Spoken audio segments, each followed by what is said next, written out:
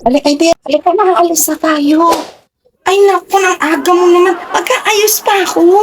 Huwag na mag-ayos. Matagal pa yung mag-aayos. Pagpilisan yun. Tingnan mo ako, hindi na nga ako nag-ayos para makita talaga nilang walang-wala tayo. Kasi si Aling Budang, siya ang naglilista, siya ang kumukuha ng tao. Kasi katiwala siya doon may kapitan. Alam mo naman, ang ililista noon yung mga kamag-anakan niya. Sandali lang ha. Kailangan syempre, tayo presentable. Huwag ka na mag-ayos. Tingnan mo ako, hindi na nakaayos. Hayaan mo na yan. Ang iunahin natin, mauna na tayo doon. Bilisan mo na. Halika na. Sandali lang. Ay, matagal pa yan. Magme-makeup ako kahit papano. Huwag ka na mag-makeup. Huwag ka na mag-ayos. Kukuha lang tayo ng ayuda. Paano pa tayo mabigyan niya kung mag-ayos ka pa? O, halika na. Sige na nga, sandali. Antayin mo ako. O, sige. Bilisan mo at mainit na. Ganyan na itsura mo. Ganito lang. Bakit? Ano ba yan? Tingnan mo naman yung wala tang bagong gising ka Ay, lang. okay lang yan kahit importante, may ayuda tayong makukuha doon. Halika na. Sige, antayin mo ako. Sasara ko pa to.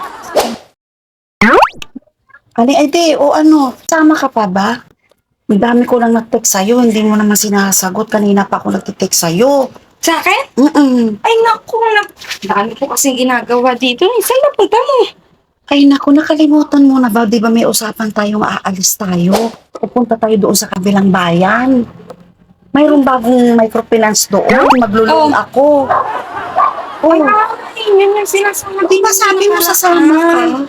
Hindi na. Kasi yung anak ko, Ano? hindi na papayag. Kasi dadami ko pang binabayaran arawan eh. Ay, ganun ba? Ay, di ako na lang. Nung nakaraan lang din eh. Ako na lang. Pupunta doon ngayon. Bakit kailangan ganyan pa yung ayos mo kung doon yung punta mo? O, sa tingin mo ba, Aling ID, makatatanggap ako kung hindi ako mag-aayos ng ganito? O, kailangan maaprubahan nila ako.